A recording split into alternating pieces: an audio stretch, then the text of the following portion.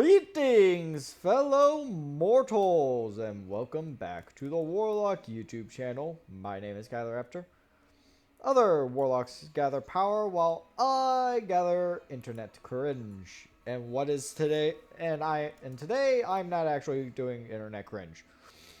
What I'm doing is going over reviewing the most recent expansion of World of Warcraft, The War Within. Now that it's basically over, I think it's time for me to look back on the expansion with both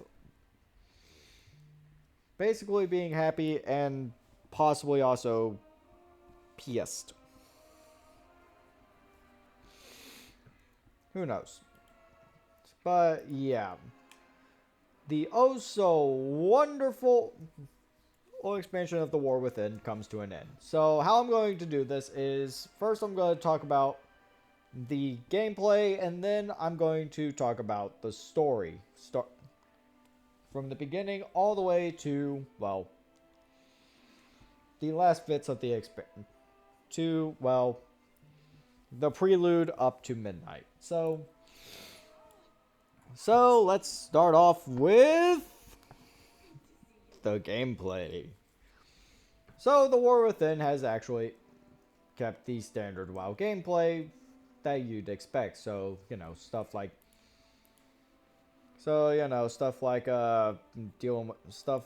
fucking all the standard movement and stuff.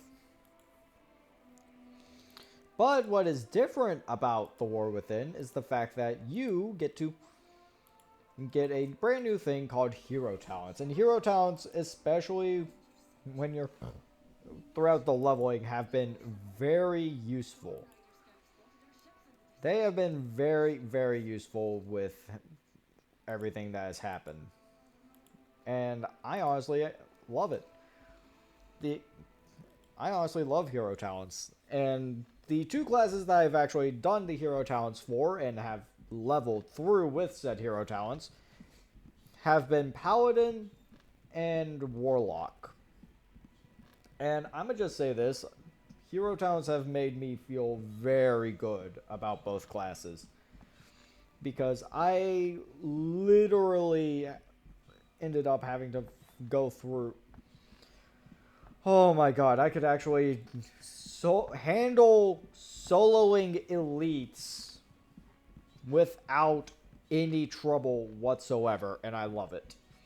And that's why I actually do think hero talents are very great when it comes to WoW. A lot of other people may not agree, but I personally do say that hero talents are amazing. But that's just me And that is the only gameplay addition I think is of note outside of follower dungeons, which allow you to go through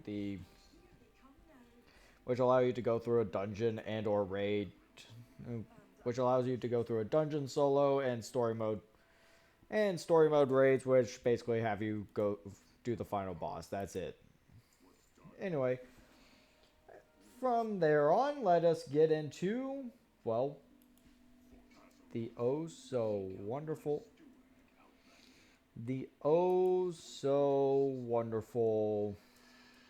story. So, first off, we are starting with the story of the War Within itself. So, the base expansion. The story of the War Within starts off, well, nearing the end of Dragonflight, where essentially the Alliance and Horde have aided the Dragonflights, and they have their aspectral powers back, up to and including, surprisingly, Vironoth also being essentially accepted as a aspect. But after hunting down the Harbinger, we learned that the Harbinger is Xal'atath, the former void entity that formerly inhabited something known as the Blade of the Black Empire, essentially a dagger. And Xal'atath basically orchestrated a lot of things that happened within the War Within expansion. The usurping of Queen of Queen Neferes with her daughter Onsadek, and of course leading the Alliance and Horde to the shores of the champions of Azeroth to the shores of Khazalgar. The reason why we go to Khazalgar, because Xal'atath is empowering something known as the Dark Heart. And what is that thing? And the Dark Heart is a very important thing that I would just say this. I'm going to just say this. The Dark Heart is a very unique thing because it was of Neltharion's design, aka the Black Dragon aspect, who also goes by the name, who went by the name Deathwing, who also went by the name of Deathwing. Yeah. So, Neltharion is biting us in the ass.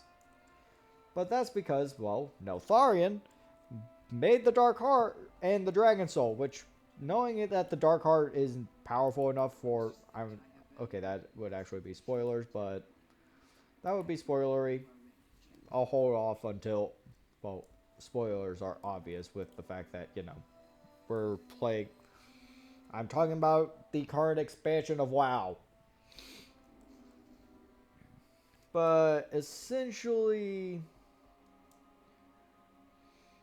what is going to...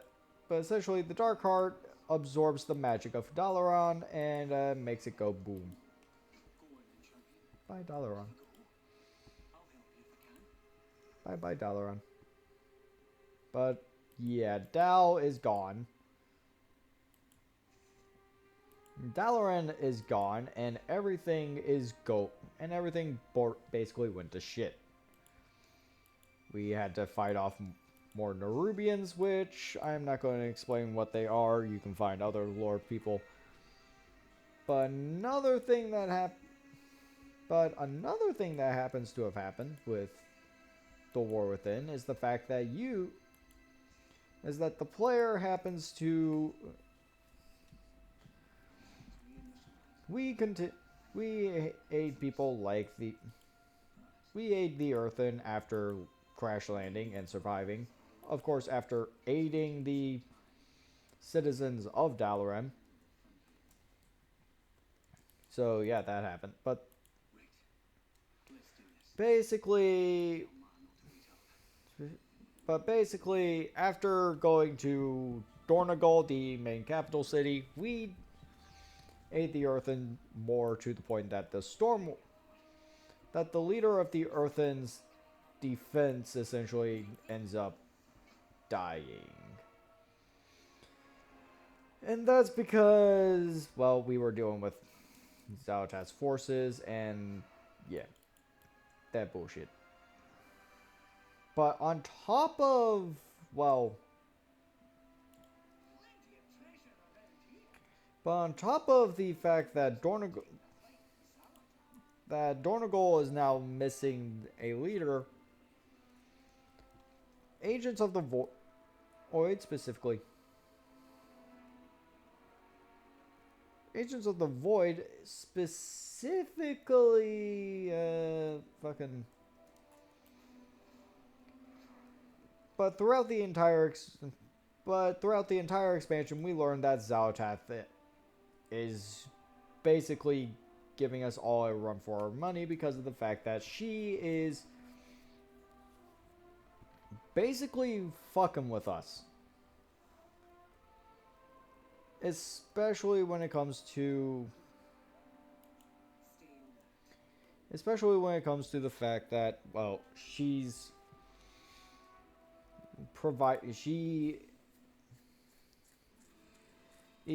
has been supplying the Nerubians, especially with something known as the Black Blood, which turns out to be the blood of old gods, the blood of the old gods.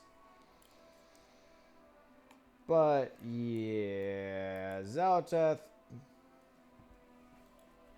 We also learn about Xal'atath corrupting Earthen into what are known as Skardan, thanks in part to her also having an ally with one of the machine speakers. And after we expose him, and eventually go into a dungeon to whoop his ass, we go to the Arathi. We go provide the Arathi aid against. We go to the Arathi in order to aid. We go to the Arathi in order to aid them against the Nerubians as well, on top of the Shadow. And once again, Xalatath's there to fuck with everything. You know, all that. You know, it happens all the time. But the big thing that has been happening with the War Within has been Illyria's hunt for Xalatath and Anduin's disconnection from the light.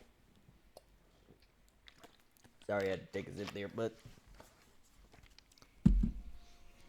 but yeah, Anduin's been disconnected from the light for a. Well, he's sort of disconnected himself from the light from the events of the Shadowlands, aka the worst expansion in WoW, but that doesn't help. But fuck me in the asshole. But essentially, Anduin gets swooped by the Nerubians, and we then go to Aj-Kahet, where we help the Nerubians who don't like their current queen also go up against her. And that is where the leveling campaign ends. And the max level campaign involves us gaining allies with the Earthen on top of with us gathering allies among the Earthen, Arathi, and Nerubians on top of discovering the dark secret of Ascension and what happened to Queen Neferes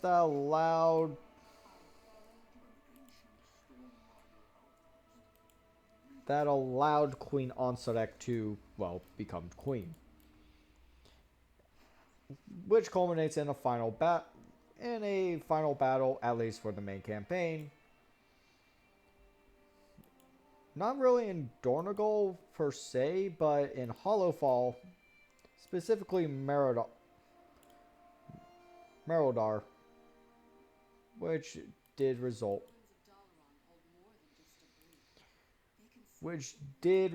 in, well,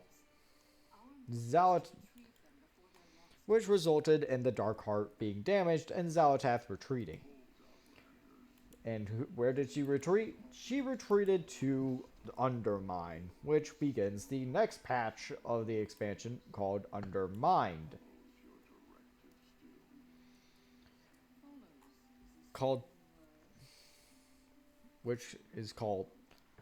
Which that one's real conveniently called Undermined. Where we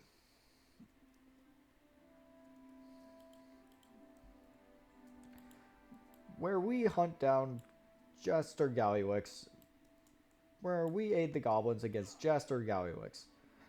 Partially because of the fact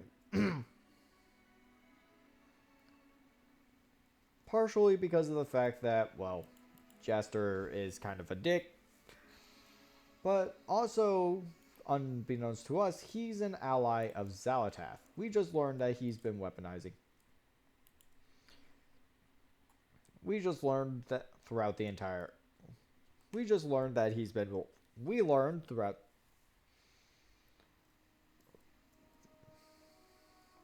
you know, the actual.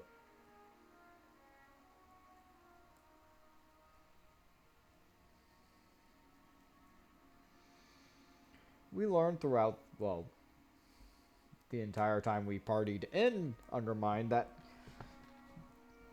before we even got to Undermine, that Gallywix has been weaponizing something known as the Black Blood, aka the blood of the old gods, as we eventually learned. And Gallywix really And yeah, while Gallywix did actually weaponize the Black Blood, there was another secretive reason to why he had it. It was to repair the Dark Heart on behalf of Xalatath, which eventually led to us discovering his bullshittery along with Illyria Windrunner and several other goblins, to the point that we not only started a revolution to, well, stop Gallywix from being the head of Undermine, but also basically to free all the goblins. So, going through all of that, after going through all of the things involving that expansion, that patch up to and including the final raid where we actually get to kill Gallywix, thank fucking god. But throughout the events of Undermined, we learned that Gallywix gave the Dark Heart to a ethereal that didn't work for Xalatath. But instead, this ethereal worked for a name that WoW players haven't heard in a long, long time. Ever since the Burning Crusades, Dimensius, the All-Devouring. So, thus begins the final major patch that gives us a new raid called Ghosts of Kadesh. Right? I think so. Pretty sure. But with Ghosts of Kadesh, we go to the home of the Ethereals, their former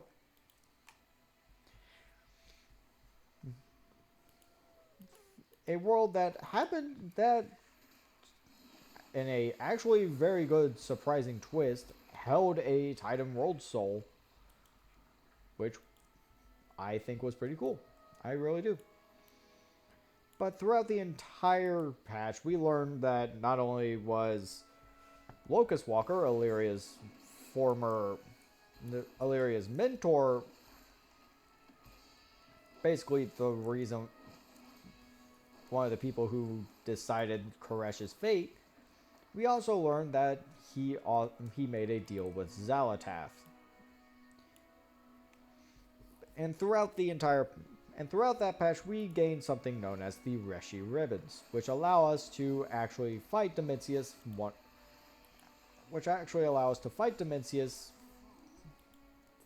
basically face to face. But unfortunately, we weren't able to get to Dimensius, and we weren't able to stop Dimensius in time, as Nexus King Saladar forces what are known as the Wastelanders to once again turn against the Koreshi, but also Dimensius wakes up. Uh-oh. The thing we were trying to prevent happened, but thankfully we still have the opportunity to try stopping Dimensius. And how we do that? The only way we know how. Go into Manaforge Omega and whoop the ever-living shit out of him. Which we do! Yay! But there's a new problem now. And what is that problem? The fact that Dimensius is within the Dark Heart, Xalatath's weapon.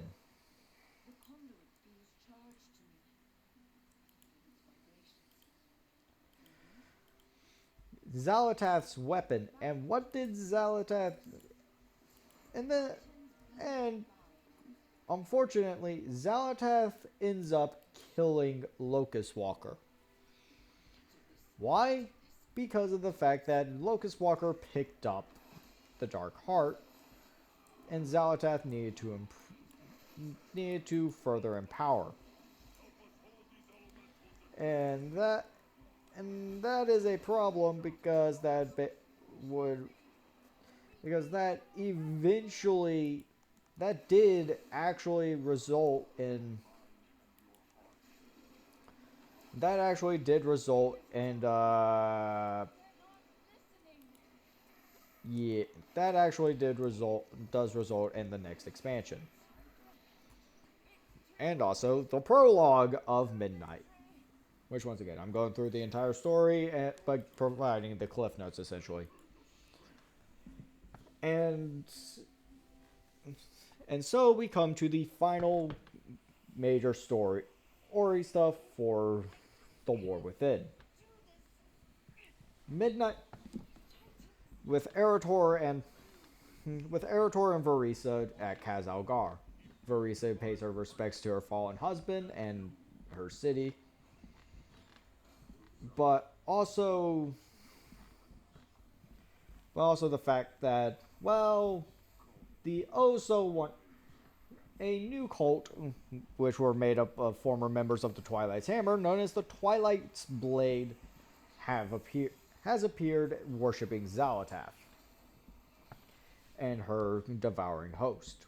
We go to the mall, party with Sylvanas, who decides that she still needs to continue her little redemption thing that she's been doing. Which leads us now... Oof.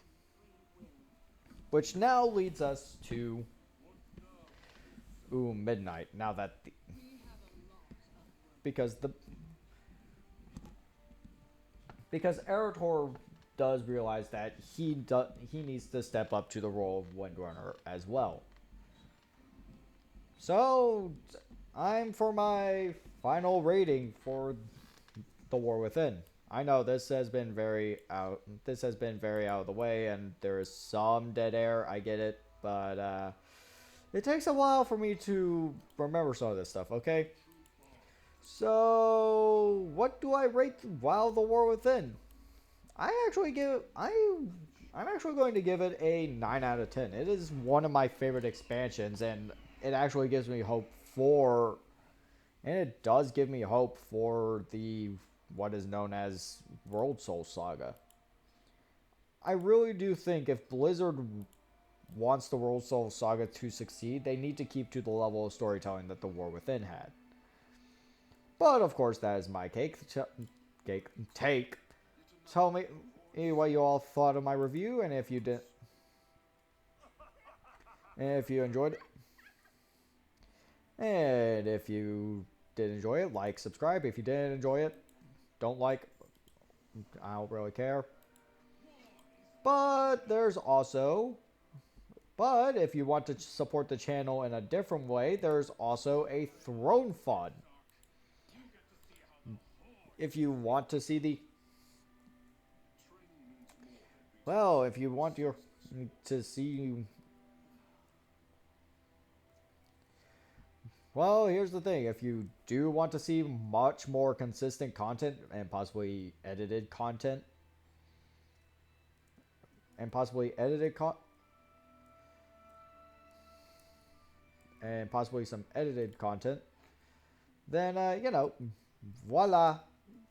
The Throne Fund's there if you want to support. I don't want you to support if you can't, but if you can, but still don't want to, if you can and still don't want to, then, well, I can't really blame you. Still, the Throne Fund's there.